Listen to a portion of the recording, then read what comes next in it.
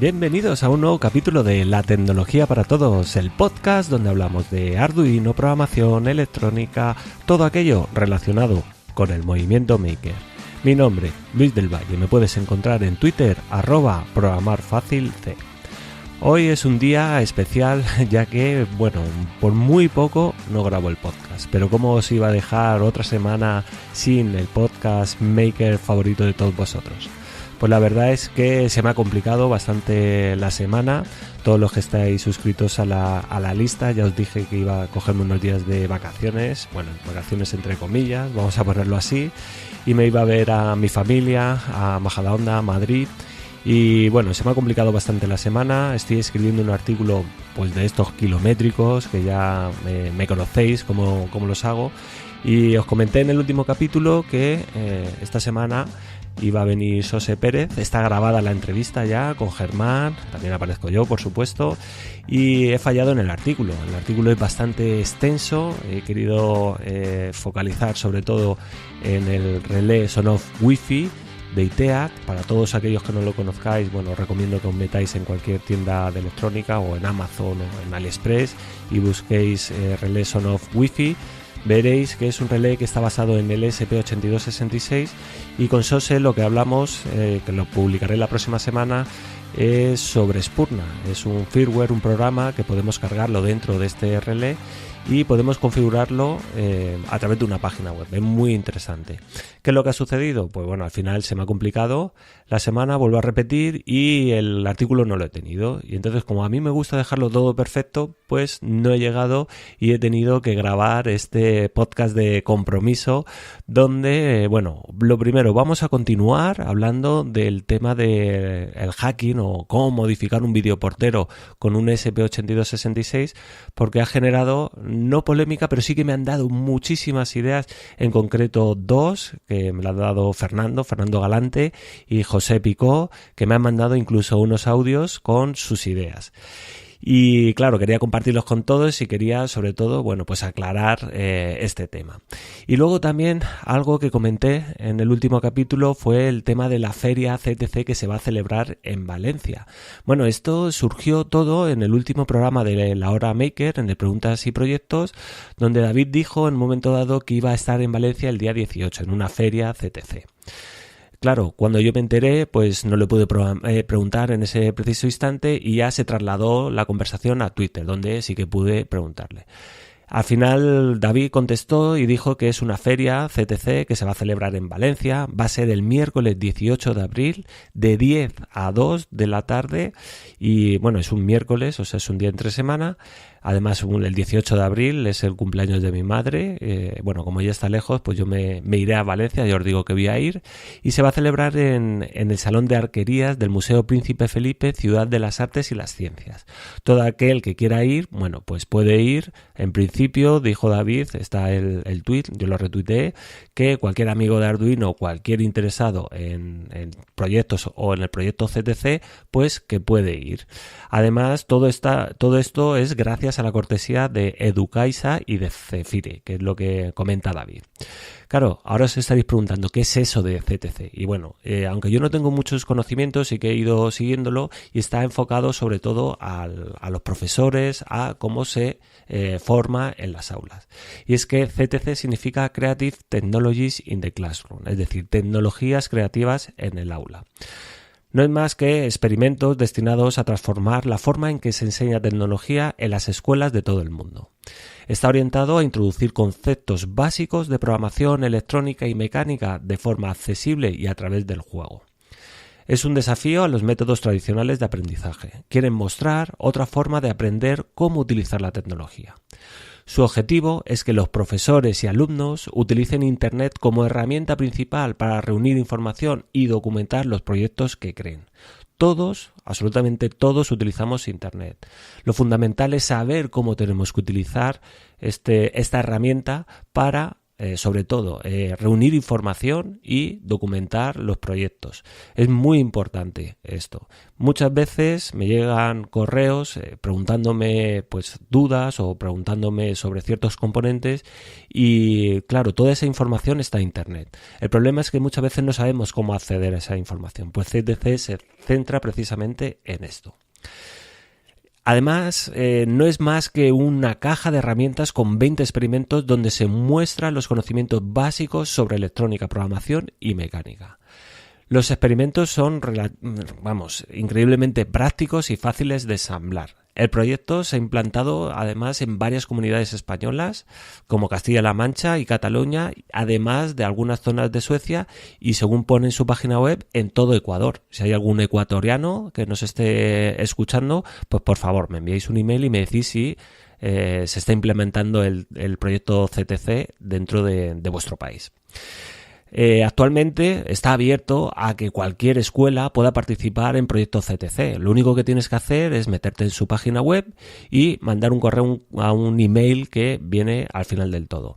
Si queréis encontrarlo, lo único que tenéis que hacer es meteros en Google, ponéis CTC Arduino y la primera página que os sale es esa. Yo os animo a todos aquellos que seáis profesores o tengáis relación con el entorno didáctico, pues que echéis un ojo a esto. Al final es importante, la idea principal que tiene el CTC, que es transformar la forma en que se enseña, sobre todo la tecnología. Y cuando hablamos de tecnología podemos verlo como un área separado. Sin embargo, pues la tecnología al final es algo transversal, es decir, nosotros vamos a tocar muchas cosas ahí, desde programación, electrónica, mecánica, un montón de cosas, matemática, física, un montón de cosas. Entonces, digamos que para mí la tecnología poco a poco no va a dejar de ser algo separado, una asignatura separada, para convertirse en todo. También tenemos que fijarnos que a día de hoy cada vez tenemos pues más tecnología a nuestro alcance, también tenemos más aparatos eléctricos y es importante, siempre lo he recalcado desde el principio, y es que es fundamental entender cómo funcionan las cosas. Porque si al final lo que queremos es transformar algo, la única manera es que lo conozcamos. Y esto no es una frase mía. David Cuartiller lo dice muy claro. Si queremos cambiar el mundo, tenemos que entenderlo. Y la única manera de entenderlo es aprender cómo funciona. Y bueno, dicho todo esto, después de esta reflexión y estas palabras bonitas, vamos a ir con el tema de hoy, que vamos a continuar con el tema del videoportero. Va a ser algo muy cortito, ya os he dicho que me ha pillado el toro y es complicado pues ajustarme al podcast semanal, pero no quería faltar a mi cita y por eso he decidido grabar este podcast. Así que vamos a continuar con el tema del videoportero.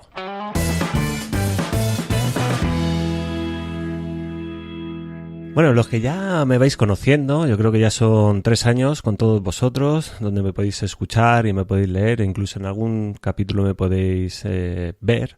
De hecho, bueno, ahora me viene a la mente que hace 2 semanas grabé con Óscar de Brico Geek el Friday Freaking, que es un programa que emite a través de YouTube un directo, pues donde eso se dedica a mostrar cosas, y en un momento dado me invitó, me dijo que fuera allí al programa para charlar, para hablar de lo que yo quisiera, y nada, cedí, estuvimos 2 horas hablando y en mitad de la conversación apareció por allí Germán en el chat, lo liamos, le dijimos que se pusiera presentable y que se pusiera la webcam y entró.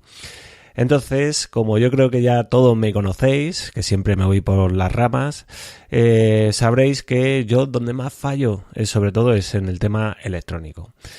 Sé hacer mis cositas, al final voy aprendiendo poco a poco, pero suelo fallar. Y uno de los errores que cometí la semana pasada es que hablaba de medir el consumo eléctrico en alterna de un telefonillo, cuando el telefonillo funciona con corriente continua. Es más, además, la fuente de alimentación no la tenemos nosotros en nuestra casa. Normalmente está abajo o en una caja de registro donde alimenta a todos los telefonillos de la urbanización o de la casa. Por lo tanto, va a ser muy complicado el poder saber si están llamando o no están llamando al telefonillo con una pinza amperimétrica, como propuse, o con el Sonoff POW, porque mide corriente alterna.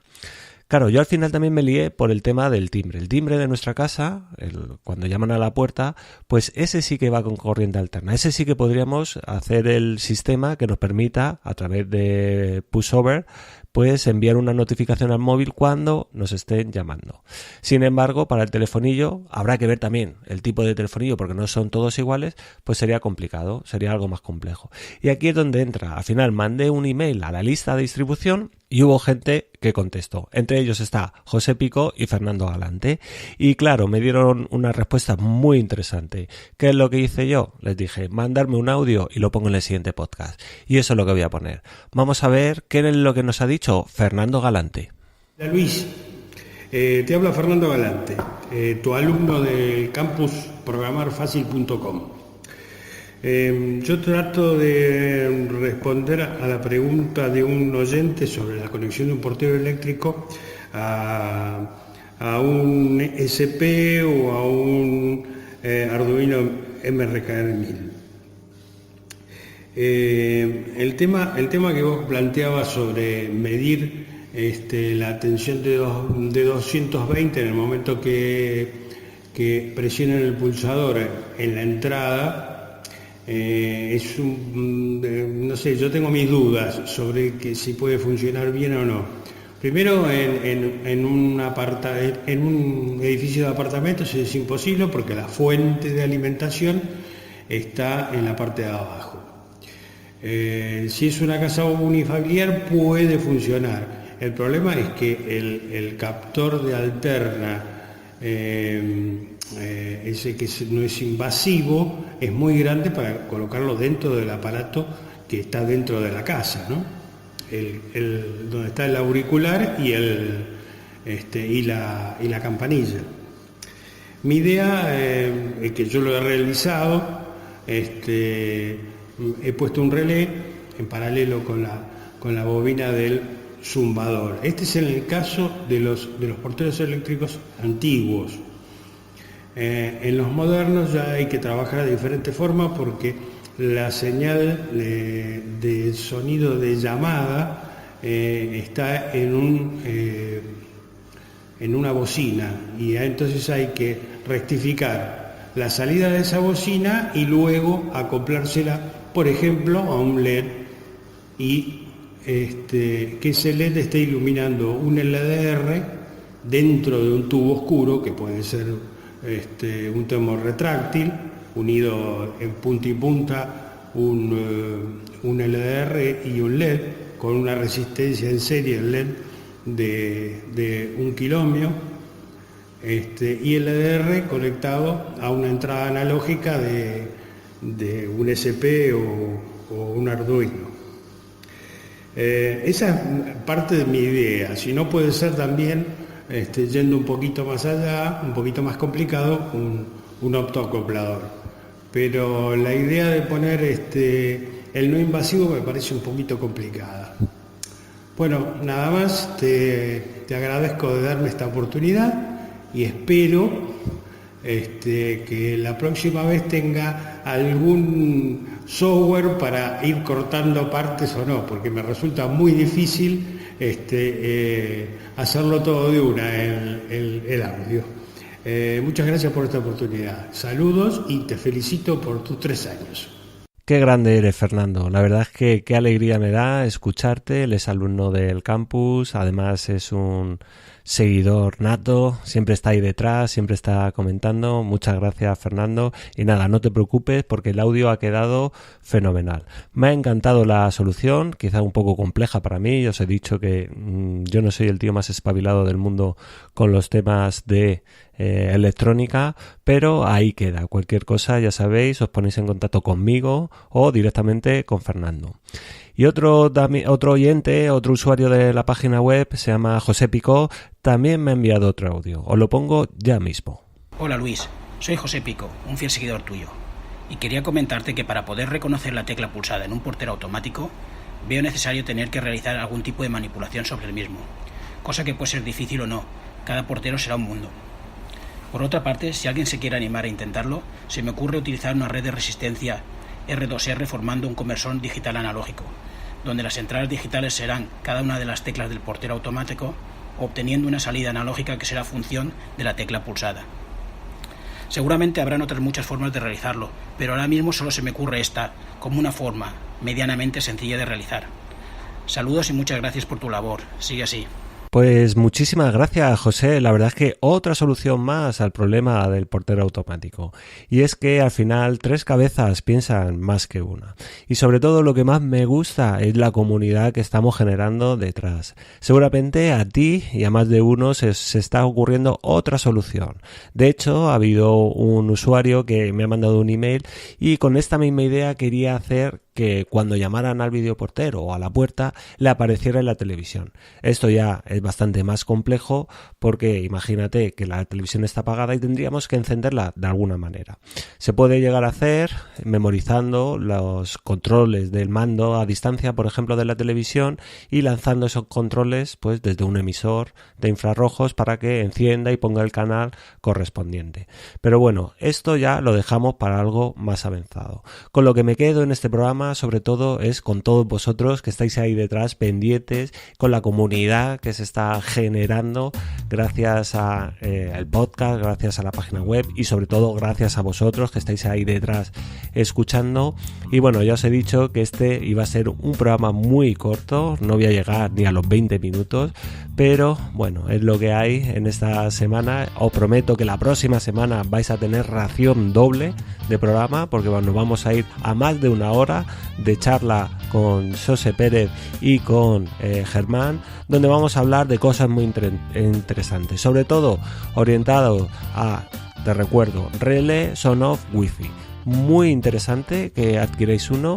Podéis encontrarlo pues desde unos 4 o 5 euros hasta 10 euros dependiendo de la tienda donde lo compréis, y sobre todo estar preparados para que cuando publique el artículo podéis hacer el tutorial completo que os voy a dejar ahí y podéis instalar Spurna y controlar ese relé desde donde queráis. Dicho esto, espero que hayáis pasado una buena Semana Santa, que hayáis disfrutado con vuestra familia, con vuestros amigos, en la playa o donde haya sido.